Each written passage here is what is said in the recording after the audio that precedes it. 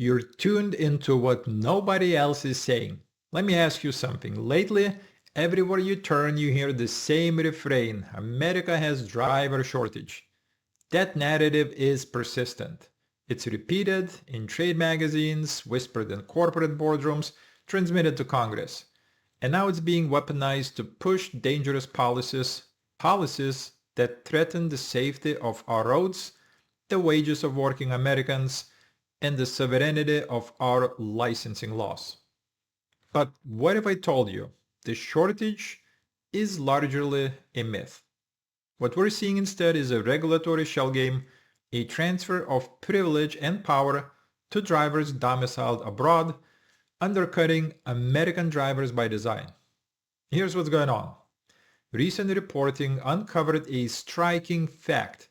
Many states have quietly issued non-domiciled CDLs, licenses to drivers who do not live in that issuing state, often even to foreign nationals.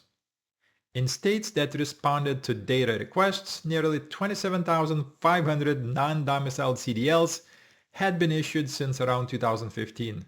In Illinois and Texas alone, the numbers exploded. That's not insignificant. That's a system being gamed. Under the Trump-era DOT push, the new rule is tightening eligibility. Non-citizens now have to meet stricter criteria, an employment visa, a federal status check, the works.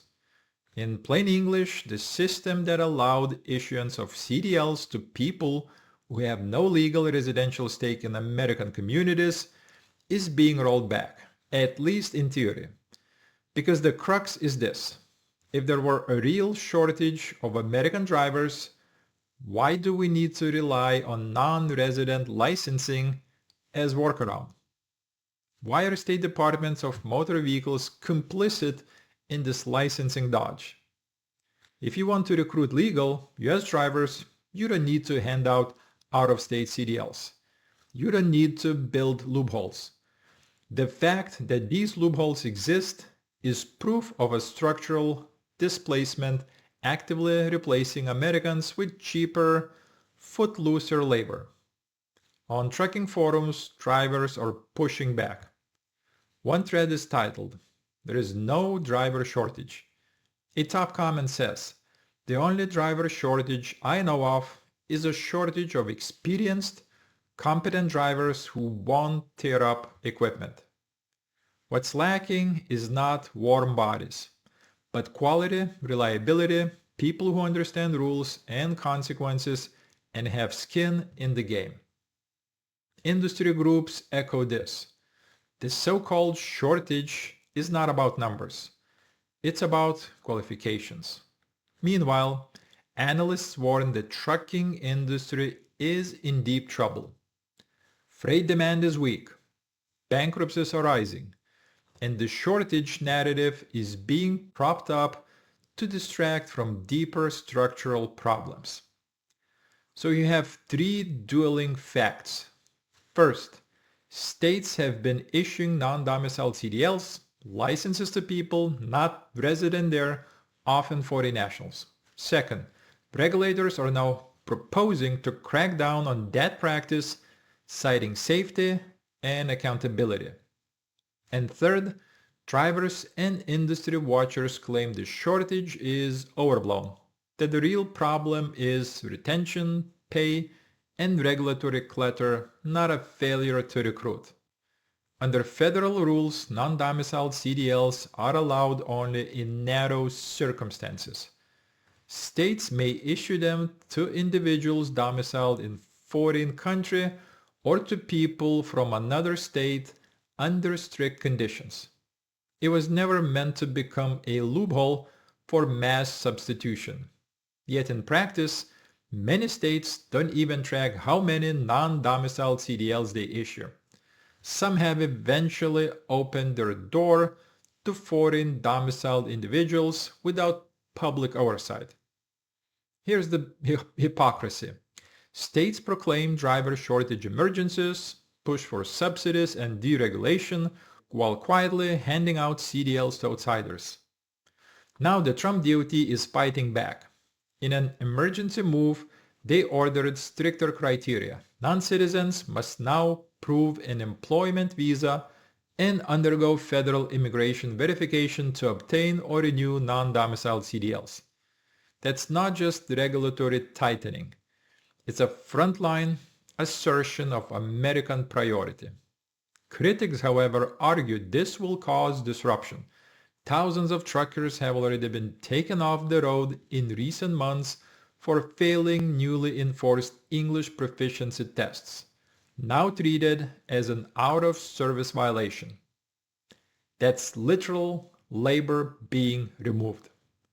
You might call that enforcement, or you might call it a purge, one that disproportionately hits non-English speakers, many of whom are foreign-born and many of whom may have previously held non-domiciled CDLs. And if you think it does not ripple outward, think again.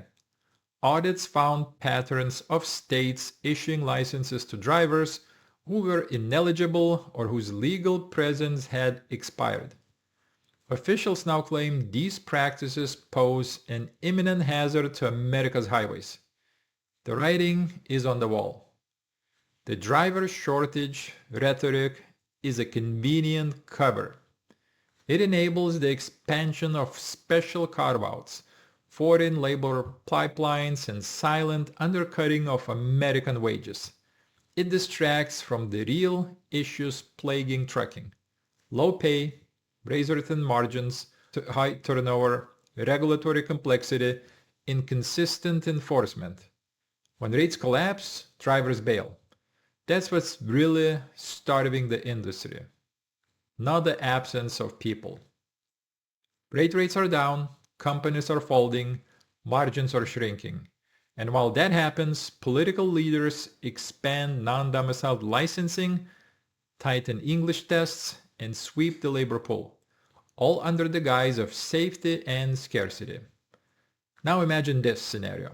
You're a US resident, you worked your whole life, built credit, taken classes, you apply for a CDL and wait your turn. Meanwhile, someone far away, someone domiciled abroad or in another state exploits a loophole, gets a CDL in your state without living there. They drive across your roads, take your loads, push down your wages. Is that fair? Is that independence? Regulators say, no, we're fixing it now. But American drivers have heard, now before. And when enforcement hits, it's often the long-haul trucker, the immigrant driver, the non-English speaker who gets pulled off first, not the states that created the loopholes. The path forward is simple. Enforce what's fair. Demand transparency. Track non-domiciled CDLs. Close loopholes that enable labor arbitrage. Raise pay. Simplify regulations so Americans want to stay in the job. Because we don't need a pipeline to foreign drivers. We need to honor the ones already here. If we do that, the myth of shortage crumbles. Because we already have the workforce. What we lack is integrity in our rules. Say something. Share this discussion.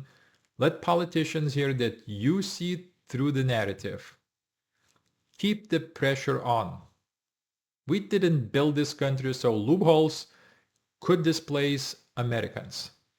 And we did not thread these highways so outsiders would blur our independence.